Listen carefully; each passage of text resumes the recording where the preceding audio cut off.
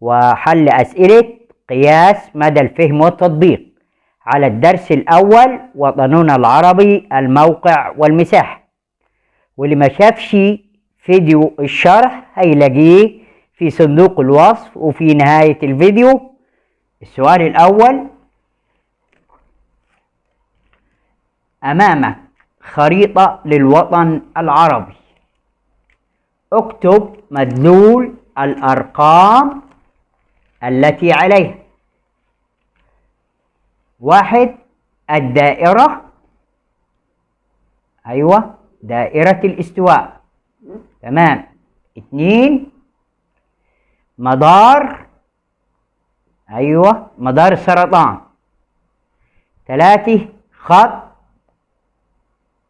جرينتش. 4. المحيط الأطلنطي، تمام. 5. المحيط، أيوة الهندي، برافو عليك. 6. البحر، أيوة المتوسط، تمام. 7. البحر الأحمر. 8. البحر، أيوة العربي. 9. خليج عدن. 10. الخليج العربي. 11. خليج عمان. 12. ممر مائي، أيوة قناة السويس، برافو عليك. 13. مضيق، أيوة هرمز. 14. مضيق، أيوة باب المندب، برافو عليك. 15. مضيق، خد بالك، جبل طارق، تمام. 16. جبال، أيوة زاجرس. 17. جبال، تمام كردستان. 18. جبال، أيوة خلي بالك طروس. 19. دولة، أيوة الجزائر. 20. مشكلة سياسية، أيوة دارفور، تمام. 21. دولة تطل على بحر ومحيط، أيوة المغرب. السؤال رقم 2: أمامك خرائط للمضايق في الوطن العربي، اكتب مدلول الأرقام التي عليها. ألف: مضيق هرمز. رقم 1: خليج عمان، تمام. 2. الخليج، أيوة ركز معاي العربي، تمام. 3. دولة إيران. 4. دولة عمان. 5. دولة الإمارات. سؤال رقم ب: أمامك برضو خرائط للمضايق في الوطن العربي، اكتب مدلول الأرقام عليه. هو رقم ب: مضيق باب المندب. رقم 1: خليج، أيوة ركز معاي عدن. رقم 2: البحر الأحمر. رقم 3: المحيط، أيوة الهندي. رقم 4: دولة اليمن. برافو عليك. 5 دولة جيبوتي. الخريطة رقم ج عن مضيق جبل طارق. رقم 1 ركز معاي وخلي بالك، البحر المتوسط. رقم 2 المحيط الأطلنطي. رقم 3 دولة أسبانيا.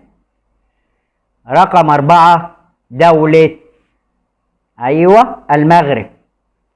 تمام. سؤال رقم 3، أكمل الجدول الآتي. كاتب لي دولة عربية وما جايبهاش، بس جايب مدلولات. رقم 1 كده بيقول لك دولة عربية تقع عند تقاطع دائرة عرض 12 درجة جنوبا وخط طول 44 درجة شرقا. ليه؟ تمام، جزر القمر. 2 دولة عربية تشرف على مضيق هرمز. مين؟ تمام، عمان. رقم 3 دولة عربية برضو تشرف على مضيق جبل طارق، المغرب. تمام. سؤال رقم 4، أكمل العبارات الآتية بما يناسبها مما بين القوسين. جايب لي اختيارات: قبة الصخرة، البحر الأحمر، البحر المتوسط، أفريقيا، أوروبا، المحيط الهندي، الجزر الإماراتية، مليلة، جبال طروس، الكعبة المشرفة، المحيط الأطلنطي، سبتة. سؤال رقم 1، تمتد أراضي الوطن العربي في قارتي آسيا خلي بالك وأفريقيا. تمام. ويفصل بينهما البحر الأحمر. تمام. رقم 2، يحد وطننا العربي من الشمال البحر المتوسط تمام جبال طروس، ومن الجنوب المحيط الهندي. في ناس صحية معاك، المحيط الهندي ودول وسط أفريقيا. رقم 3، من الأماكن المقدسة في وطننا العربي التي يقصدها الناس للزيارة بالسعودية، الكعبة المشرفة بالسعودية. تمام. السؤال رقم 4، من المدن المحتلة إلى الآن مدينتي نقط ونقط بالمغرب. إلى الآن مدينتي تمام سبتة ومليلة بالمغرب. الناس واخدة بالها معاك. سؤال رقم 5، من المشكلات السياسية في الوطن العربي الآسيوي. تمام، الجزر الإماراتية. السؤال رقم 5 بيقول اختر الإجابة الصحيحة مما بين القوسين. رقم 1، الدولة العربية الوحيدة التي لا تمتد بين دائرتي عرض 2 درجة جنوبا و37 درجة ونص شمالا، موريتانيا ولا البحرين ولا جزر القمر ولا المغرب. خلي بالك معاي وصح، جزر القمر. برافو عليك. سؤال رقم 2، تقع دولة نقط بأكملها في المحيط الهندي، البحرين ولا عمان ولا جيبوتي ولا جزر القمر. خلي بالك وركز، جزر القمر. تمام. سؤال رقم 3، يحد الوطن العربي من الغرب المحيط نقط الهندي ولا الهادي ولا الأطلنطي ولا القطبي؟ المحيط الأطلنطي. سؤال رقم 4، من الدول العربية بالجناح الآسيوي، لبنان ولا السودان ولا تونس ولا المغرب؟ في ناس صحية معاي، لبنان.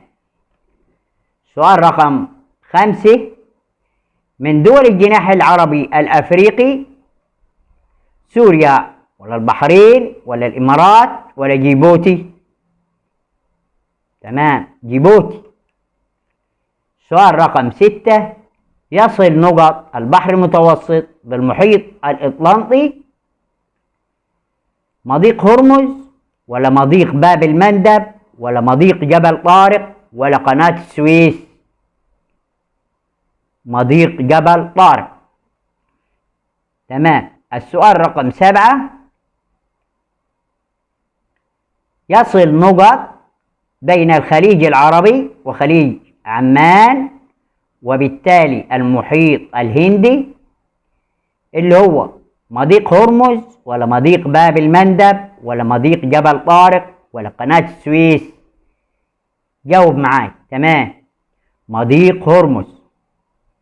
سؤال رقم 8. من الدول العربية التي تشرف على مضيق باب المندب دولة جيبوتي ولا عمان ولا المغرب ولا مصر؟ جيبوتي.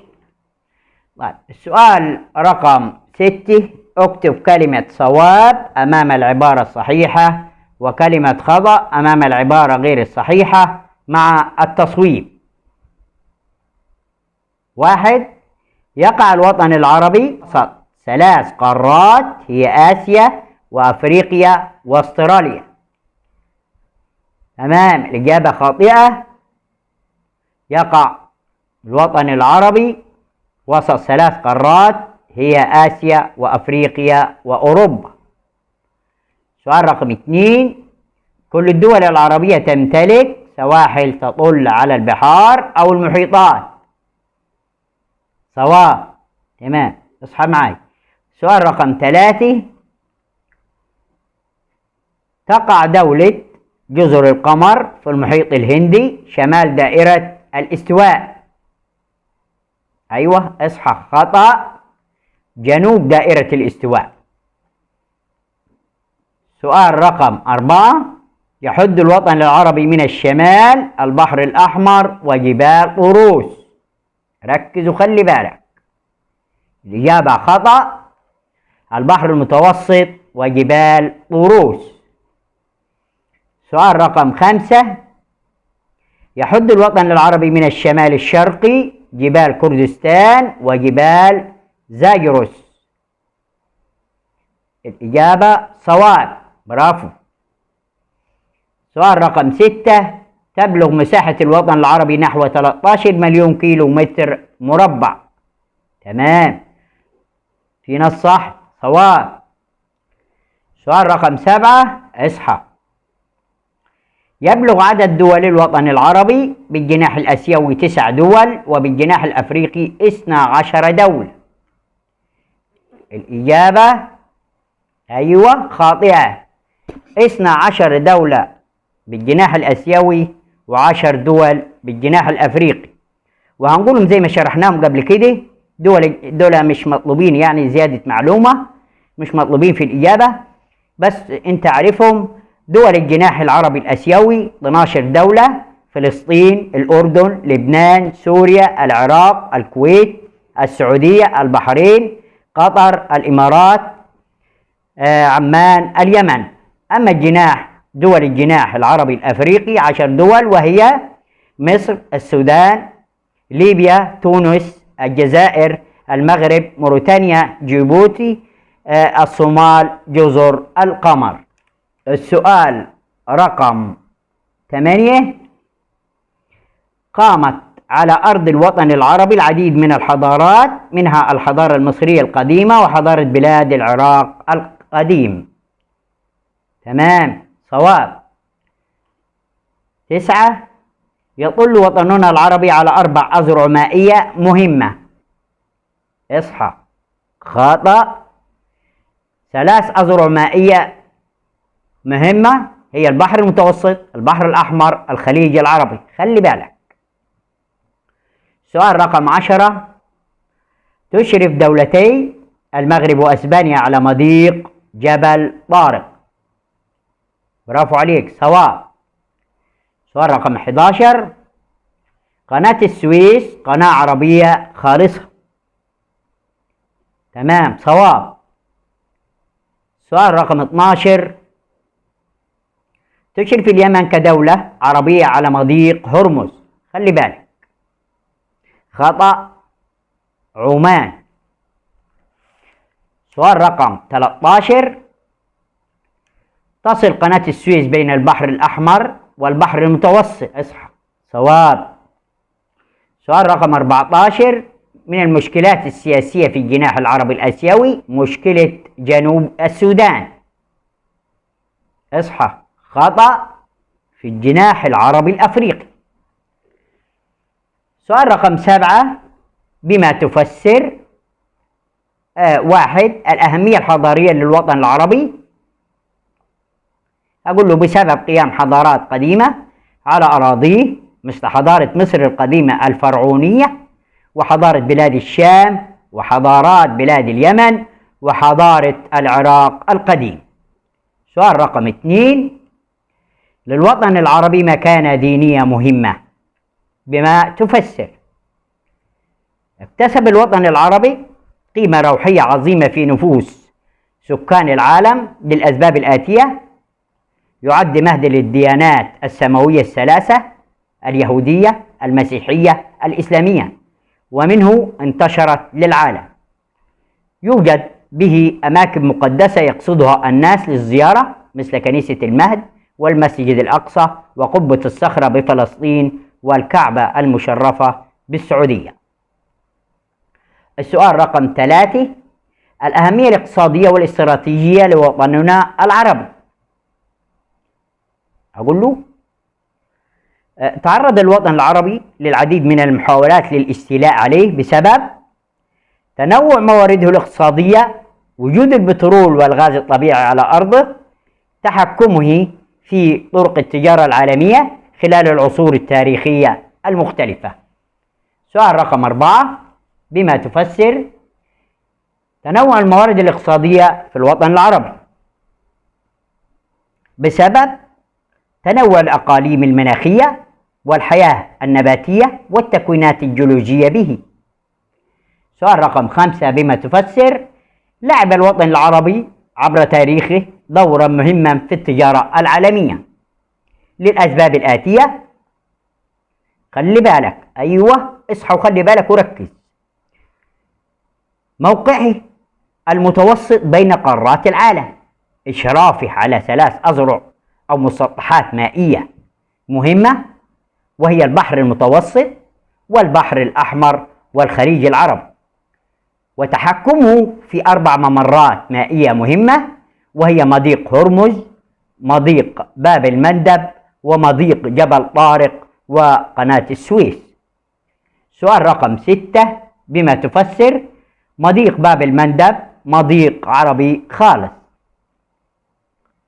الإجابة: لأنه يشرف عليه من الجناح الآسيوي دولة عربية وهي اليمن، ومن الجناح الأفريقي جيبوتي وهي دولة عربية أيضا.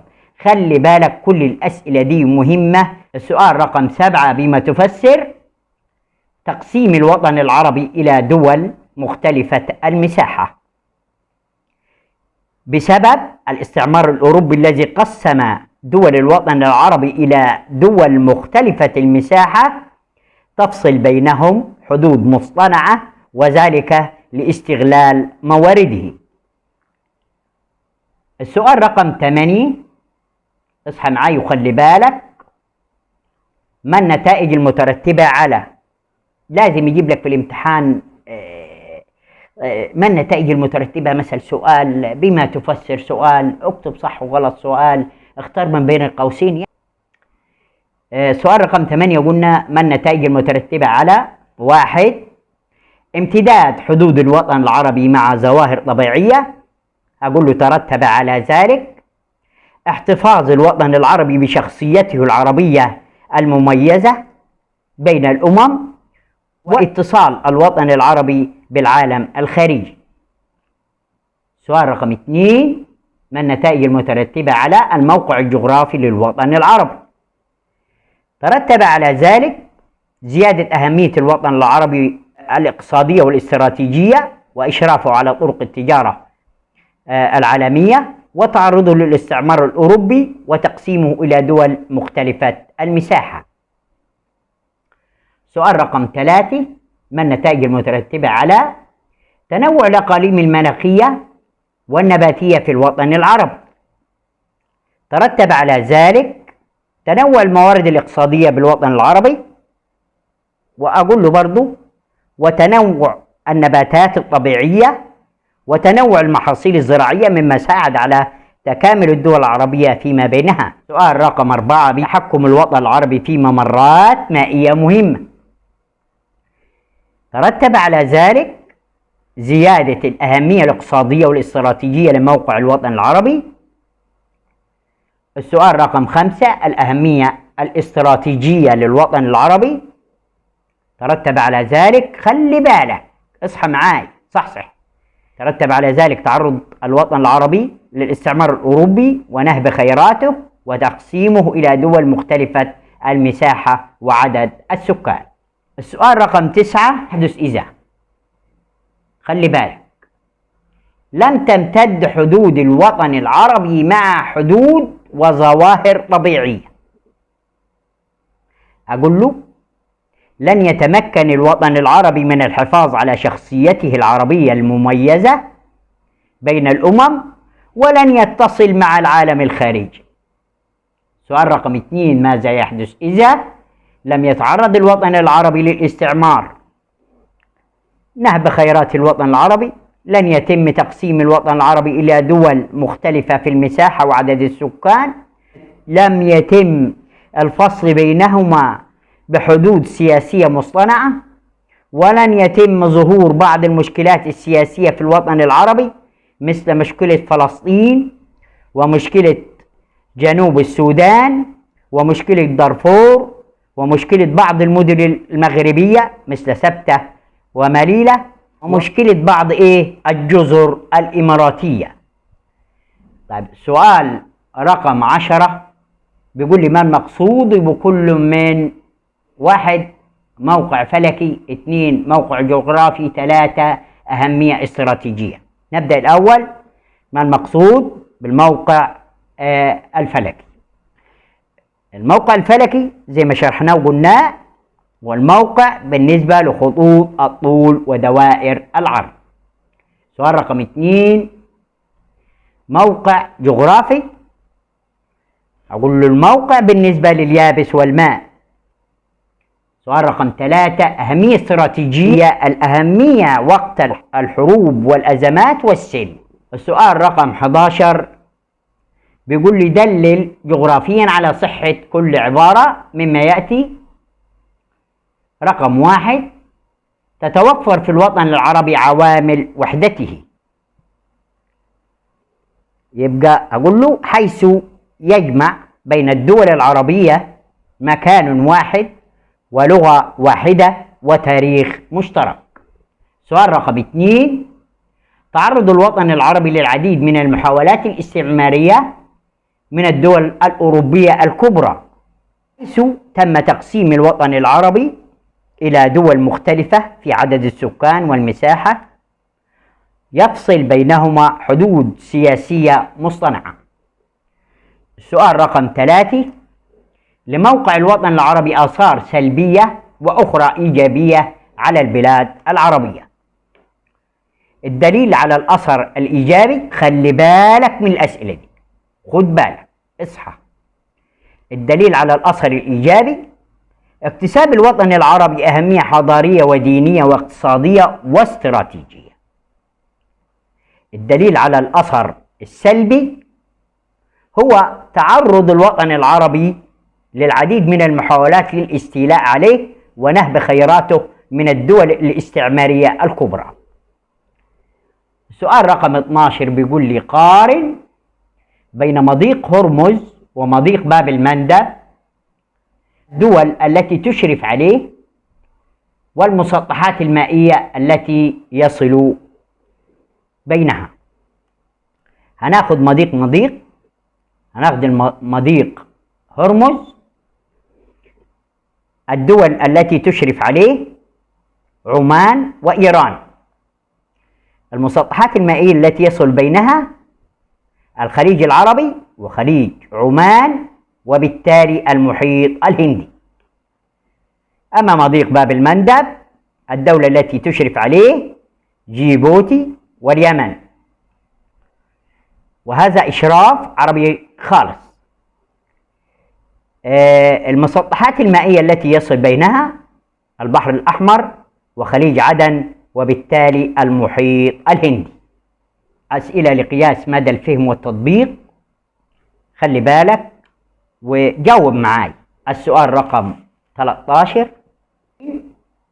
رقم 1: قامت دول الوطن العربي بنقل نقط إلى العالم.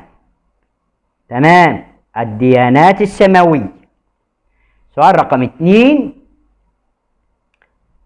يقترب اليابس العربي من اليابس الأوروبي عند مضيق باب المندب ولا مضيق هرمز ولا مضيق جبل طارق ولا قناة السويس؟ تمام، مضيق جبل طارق. السؤال رقم 3: تقع دولتا نقط بالكامل في نصف الكرة الأرضية الغربي، موريتانيا والمغرب، الجزائر وموريتانيا ولا الجزائر والمغرب ولا تونس والمغرب؟ أيوة، برافو عليك، موريتانيا والمغرب. السؤال رقم 4: أي من الدول العربية التالية تقع بين دائرة الاستواء ومدار السرطان؟ جزر القمر ولا السودان ولا الكويت ولا تونس؟ أيوة، السودان. سؤال رقم 5: خط الطول الرئيسي جرينتش يمر بدولة الجزائر ولا تونس ولا المغرب ولا موريتانيا؟ صاحي معاي، الجزائر. رقم 6: يختلف البحر المتوسط عن البحر الأحمر في الاتصال بمحيط ولا الفصل بين قارتين ولا الامتداد ولا وجود المضايق؟ تمام، الامتداد. سؤال رقم 7: أقوى حدود الوطن العربي تقع جهة الشمال الشرقي ولا الشرق ولا الجنوب الغربي ولا الشمال؟ ناس صحيح معي، الشمال الشرقي. سؤال رقم 8: تميز الجناح الآسيوي عن الجناح الأفريقي بتعدد اللغات، العادات والتقاليد، الحضارات القديمة. أيوة، الحضارات القديمة، برافو عليك. السؤال رقم 9: تتنوع الموارد المعدنية في الوطن العربي بسبب تنوع التكوينات الجيولوجية ولا التنوع المناخي ولا التنوع النباتي ولا الموقع الفلكي؟ برافو عليك، تنوع التكوينات الجيولوجية. سؤال رقم 10: الممر المائي الذي يصل بين خليجين عربيين هو هرمز، جبل طارق، باب المندب، قناة السويس؟ هرمز، برافو عليك. سؤال رقم 11: المضيق الذي يفصل بين كتلتين من اليابس العربي هو باب المندب، هرمز، جبل طارق، قناة السويس؟ باب المندب. سؤال رقم 12: ترجع تسمية الوطن العربي بهذا الاسم بسبب وجود صفة مشتركة بين كل الدول، وهي التاريخ المشترك ولا اللغة الواحدة ولا المكان الواحد ولا تشابه العادات؟ برافو عليك، اللغة الواحدة. السؤال رقم 13: تتميز دولة نقط بعدم الترابط بين أجزائها، السعودية، عمان، العراق، الأردن؟ عمان. سؤال رقم 14: أقصى امتداد للوطن العربي شرقا يوجد بدولة السعودية، العراق، عمان، قطر؟ تمام، عمان. سؤال رقم 15: يلتقي مدار السرطان مع خط جرينتش جنوب دولة الجزائر ولا موريتانيا ولا المغرب ولا ليبيا؟ خلي بالك. تمام، الجزائر. سؤال رقم 16: للوطن العربي حق السيطرة الكاملة على قناة السويس ومضيق باب المندب ولا جبل طارق ولا هرمز ولا تيران؟ باب المندب، برافو عليك. السؤال رقم 14: اكتب كلمة صواب أو كلمة خطأ أمام ما يناسب كل عبارة مع تصويب الخطأ. سؤال رقم 1: أطول حدود برية للوطن العربي تقع في الجناح الأفريقي. تمام، في نص صح، صواب. سؤال رقم 2: يتميز الجناح العربي الأفريقي عن الجناح العربي الآسيوي بصغر مساحة الدول. خطأ، هو غير مساحة الدول. سؤال رقم 3: أقصى امتداد للوطن العربي شمالا يوجد في الجناح العربي الآسيوي. برافو عليك، صواب. سؤال رقم 4: تشترك دولة جزر القمر مع بعض دول الوطن العربي في دائرة العرض وتختلف في خطوط الطول. برافو عليك، خطأ، في خطوط الطول ودوائر العرض. سؤال رقم 15: اكتب ما تدل عليه كل عبارة من العبارات الآتية. سؤال رقم 1: دولة عربية تقع بالكامل في نصف الكرة الأرضية الجنوبي. تمام، جزر القمر. سؤال رقم 2: دولتان عربيتان يقعان بالكامل في نصف الكرة الأرضية الغربي، وعليك المغرب وموريتانيا. سؤال رقم 3: المفتاح الجنوبي للبحر الأحمر مضيق باب المندب. سؤال رقم 4: دولة عربية تمر بها دائرة الاستواء. خلي بالك وركز، الصومال. سؤال رقم 5: دولة عربية بها أكثر من مشكلة سياسية. برافو عليك، السودان.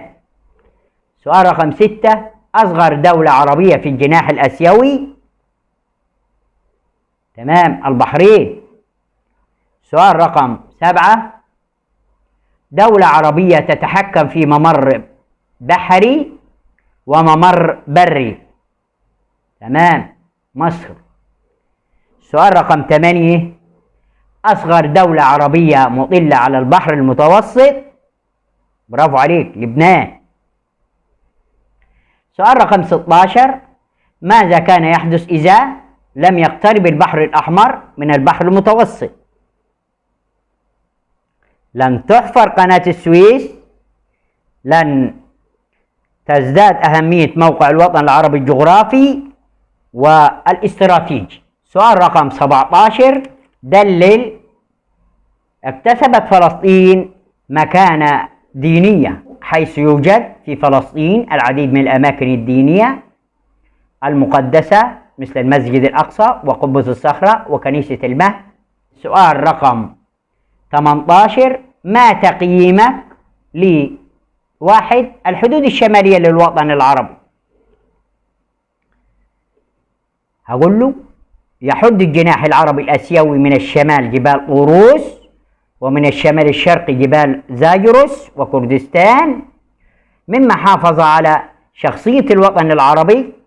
ويحد الجناح العربي الأفريقي من الشمال البحر المتوسط، والذي جعل الوطن العربي يشرف على أحد أهم الطرق التجارية، كما أنه ساعد على سهولة الاتصال بالدول الأوروبية. خلي بالك وركز من الأسئلة دي.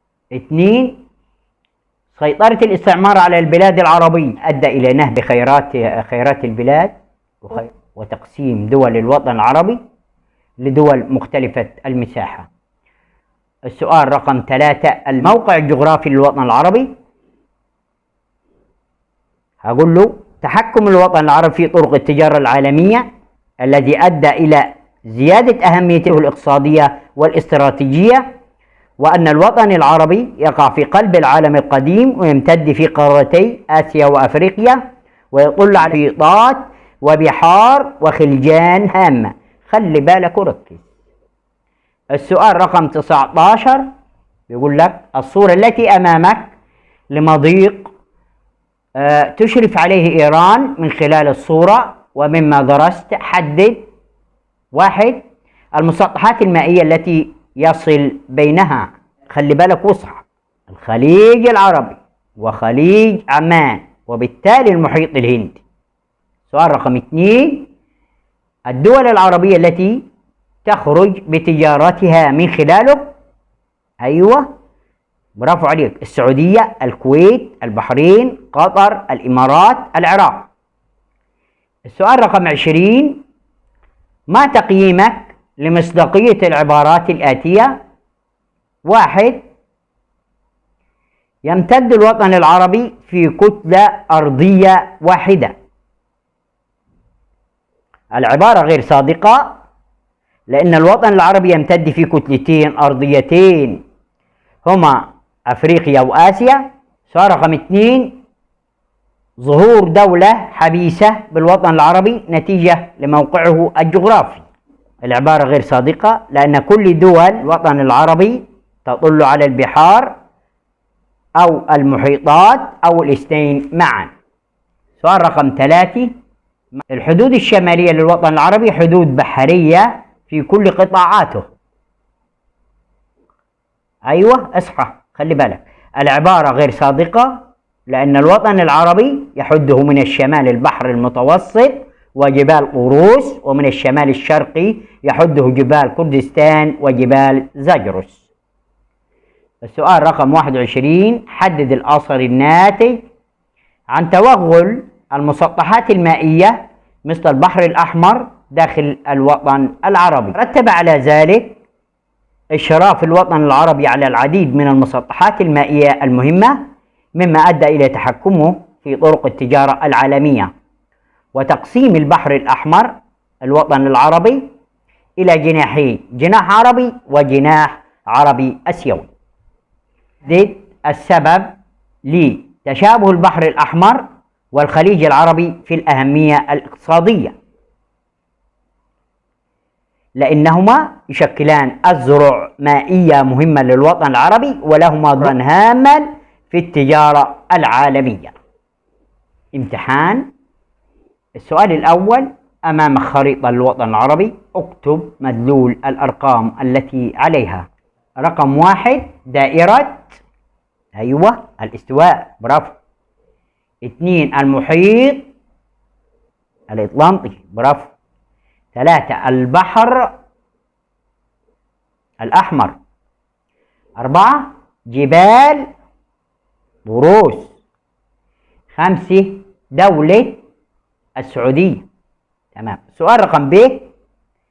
ما النتائج؟ 1 امتداد حدود الوطن العربي مع ظواهر طبيعية. ترتب على ذلك احتفاظ الوطن العربي بشخصيته العربية المميزة بين الأمم، اتصال الوطن العربي بالعالم الخارجي، تعرض الوطن العربي للاستعمار الأوروبي، أدى ذلك إلى نهب خيرات الوطن العربي وتقسيم الوطن العربي إلى دول مختلفة في المساحة وعدد السكان، تفصل بينهما حدود سياسية مصطنعة، ونتج عن ذلك ظهور بعض المشكلات السياسية مثل مشكلة دارفور ومشكلة جنوب السودان ومشكلة فلسطين ومشكلة سبتة ومليلة مدن مغربية، ومشكلة بعض الجزر الإماراتية لم يحصلوا على الاستقلال حتى الآن. السؤال رقم 2 اكتب ما تدل عليه كل عبارة من العبارات الآتية. 1 الموقع بالنسبة لدوائر العرض وخطوط الطول، الموقع الفلكي. سؤال رقم 2 الموقع بالنسبة لليابس والماء، الموقع الجغرافي. رقم 3 الدولة العربية الوحيدة التي تقع خارج نطاق الموقع الفلكي للوطن العربي. أيوة، برافو عليك، جزر القمر. 4 ممر مائي تشرف عليه عمان وإيران، مضيق هرمز. سؤال رقم 5. ممر مائي يصل البحر الأحمر بالبحر المتوسط، قناة السويس. تمام. بما تفسر الأهمية الدينية للوطن العربي. اكتسب الوطن العربي قيمة روحية عظيمة في نفوس سكان العالم للأسباب الآتية: يعد مهد للديانات السماوية الثلاثة، اليهودية والمسيحية والإسلامية، ومنه انتشرت للعالم، ويوجد به أماكن المقدسة يقصدها الناس للزيارة، مثل كنيسة المهد والمسجد الأقصى وقبة الصخرة بفلسطين والكعبة المشرفة بالسعودية. السؤال رقم 3. ألف. تسبب الاستعمار الأوروبي في العديد من المشكلات السياسية في الوطن العربي. في ضوء العبارة السابقة وضح أسباب استيلاء الدول الاستعمارية الأوروبية على الوطن العربي.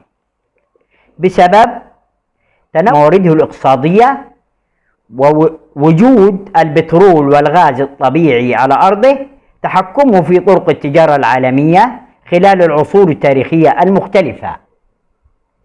ب.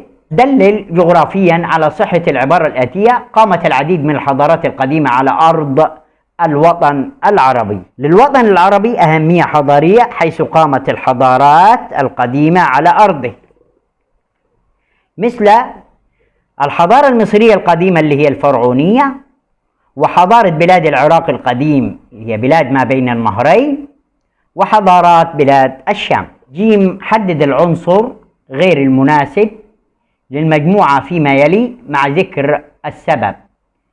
1. اليمن، المغرب، الكويت، العراق. المغرب لأنها تعد من دول الجناح الأفريقي، بينما الباقي من دول الجناح الآسيوي.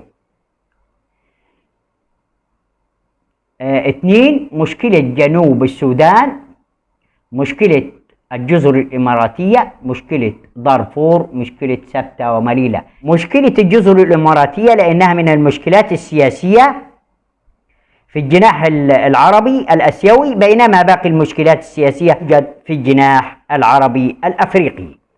وبكده قمنا بتغطية الدرس الأول، وطننا العربي، الموقع والمساحة، بتغطية كاملة للأسئلة.